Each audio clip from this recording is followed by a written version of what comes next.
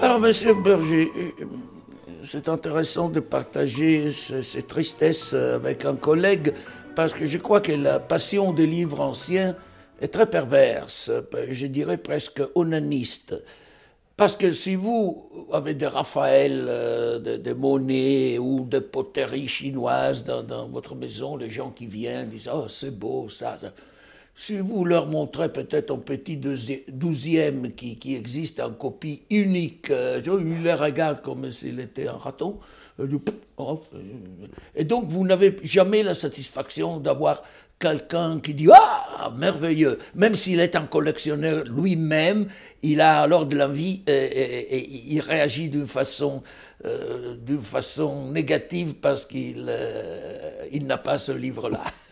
Il n'appartient pas à son sujet. Nous, vous et moi, nous sommes, j'en suis sûr, émus quand nous voyons un livre. C'est pas que la littérature soit meilleure. Un livre de poche, c'est le même texte. Et c'est aussi bien pour lire. Mais se dire que c'est la première fois qu'un livre a vu le jour, la première fois qu'on a pu l'avoir dans la main, se dire que ce livre a vu le jour en 1500 ou en 1600 ou 1700 et qu'il a... qu'il a 500 ans. Qu'il a ça, et puis surtout qu'il a circulé de main en main. Ça, c'est formidable. Oui, il y a les traces Mais si les livres vont disparaître, tant mieux pour nous autres. Nos collections deviendront comme les dinosaures. Oui, des choses précieuses. Mais ni vous ni moi n'avons acheté des livres avec l'idée qu'ils prennent de la valeur. Ah non. Je parle du prix, bien entendu. La valeur du livre, c'est le livre, et il restera toujours ça. Bon, donc, littérature française, vous? Essentiellement, c'est vrai. En commençant par? J'aime beaucoup Louise Labbé, puis Maurice Sèvres, et puis tout ça. Disons que le sujet de ma collection est tout ce qui est faux. Donc je n'ai pas Galilée, mais j'ai Ptolémée, voilà, pour nous comprendre. Hein. Parce que Galilée, plus ou moins, disait la vérité. Et alors, langue imaginaire, et donc naturellement... Mais c'est passionnant, ça. Alchimie, tout Kirk, tout Flood, tous ces gens-là. Mais, au marge, je collectionne des choses qui ont fait partie de ma formation. Et là, par exemple, j'ai la première édition de l'Ulysse de Joyce, de Finnegan's Wake, avec signature de Joyce, le Finnegan's Wake. Et beaucoup de français, parce que j'ai été beaucoup, dans ma jeunesse, influencé par la littérature française. Donc, j'ai les 2 éditions de Sylvie de Nerval, De Monde, la revue de De Monde et Les Filles du Feu, parce que j'ai travaillé pendant 40 ans sur Nerval, et après je l'ai traduit en italien. Ma passion pour Nerval a commencé lorsque je suis venu à Paris à 20 ans la première fois. À l'époque, on ne voyageait pas avant 20 ans. Il y avait la guerre. Et j'ai vu 2 choses qui m'ont frappé. Les jeunes gens qui s'embrassaient sur la bouche dans la rue. En Italie, non. Vous étiez arrêtés. Et beaucoup de gens qui lisaient sur le métro. Alors j'ai jeté chez les bouquinistes les livres plus petits que je trouvais pour pouvoir le lire sur le métro. C'est une petite édition de Sylvie.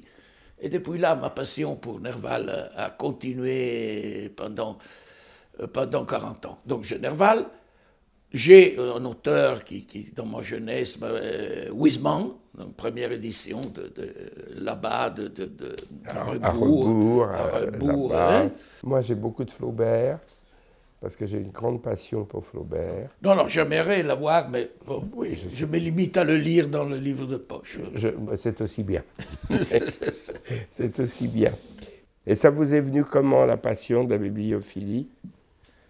Bon, je crois qu'un certain goût pour de vieux livres, je l'avais déjà, parce que j'ai découvert dans ma bibliothèque, par exemple, la première édition française de Clarisse de Richardson. Je ne me souviens pas où 12 volumes où je l'avais prise, mais chez des bouquinistes pour des sommes sans intérêt.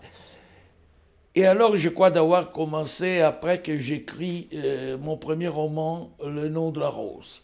Parce que je gagnais de l'argent. Et je me suis dit, qu'est-ce que j'ai fait avec cet argent? Si j'achète des bons du trésor, je ne le vois pas.